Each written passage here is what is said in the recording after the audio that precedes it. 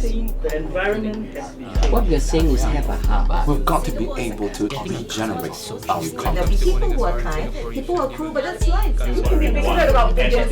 I'm fine with that.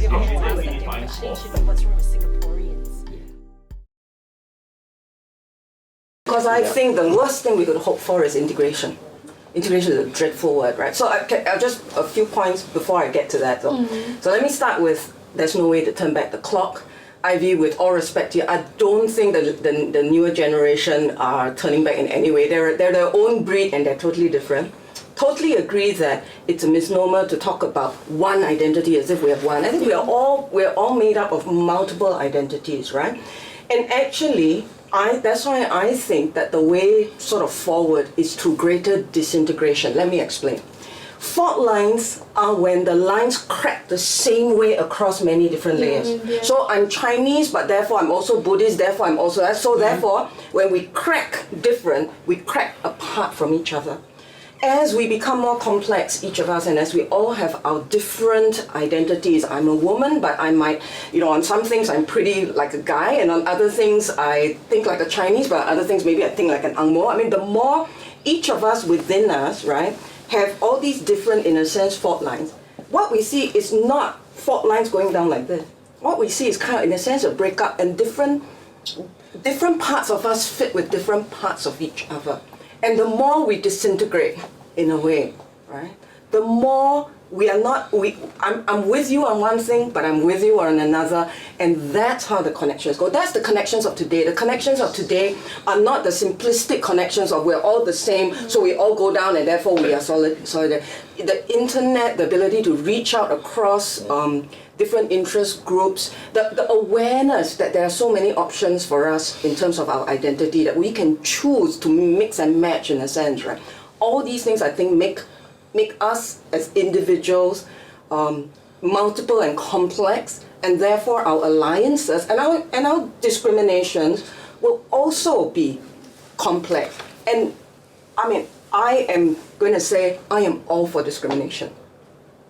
And I mean, it sounds like, but I think the whole beauty of our moving past a simplistic idea of who we are is that we ought to be able to make choices. I ought to say I prefer this or that or the other, and for that not to be something that is somehow adversarial to another group, but just an expression of my individual choice, right? Institutional discrimination, I'm totally against. So I think laws have to treat people in the same situation the same way. I don't have a doubt about that.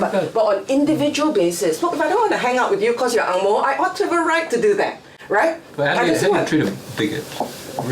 A bigot who's got no time for anyone except... He's got no time for anyone. I mean, that's his right. That's discrimination smacks of something negative. Are you talking of discernment, the ability to make your own choices? They're just the flip side of each other. So whenever you're in a minority, right, you're I'm being discriminated against. But if I'm running a company, right, and I don't want men in it, I don't want men in it. Now that's discrimination, but of course. Does that lead right? to a closer society? That may lead to a more individualistic society. Yeah, but then on another issue, I'm going to be different than most other women, right? So the whole point is we must start seeing all of ourselves as being made out of different strands. And those strands sometimes hook and sometimes release. Now, how do you bring, after the disintegration, there must be consolidation. So how can you bring about Why do positive... I mean, what is so wonderful? Society has to be closely knit to function well. Why? So that there's less conflict. But you're saying that thrive on discrimination, thrive on conflict, thrive on free choice. Thrive on difference, and the thing that binds us all together. You can appreciate difference without being a bigot.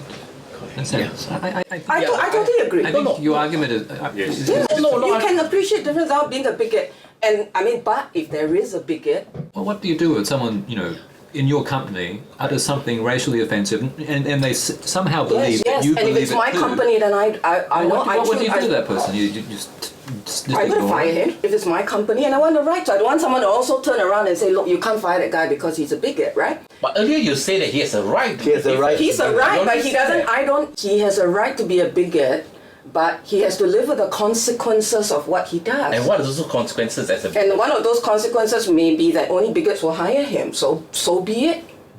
right? And Well, he's a good worker. Why? and then if I can put up with it, that's my choice, right? I mean, I don't see But then why how this does comes that down. contribute to a cohesive society? Are you saying we don't need to be close? We don't need to be a cohesive So society? I have no doubt that we are close because we have a joint destiny. We care about this country. We don't have to care about this country as Chinese or as Malays. We care about this country because, for better or worse, we live here. Our future belongs on its depends on its success.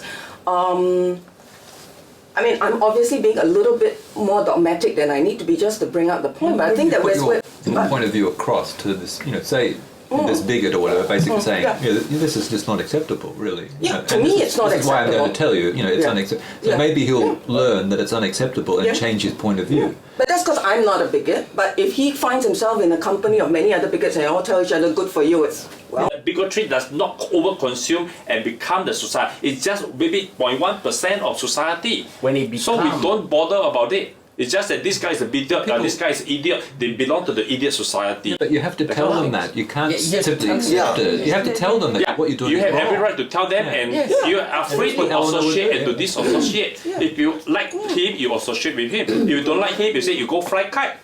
But you That's also it. must tell him that, look, he has no place in this land. No, called you Singapore. don't impose your I must opinion tell on him because No. it's such a No, diversified no, I don't society. impose. I would Yeah. tell him. I say, it is Singapore. We're a multiracial society. There's no room here for that. Eventually, one day you need help. And somebody who is not like you, same race, are you not going to You receive already his are help? imposing your views and value system on No, him. just because if he chooses I- to be a bigot, that is his value No, just system. because I disagree with you doesn't mean I'm imposing. Imposing means Yeah, but I you're shake you and telling say him, you you're don't telling believe him like you me, have no I'm gonna right. hit You you. have no right.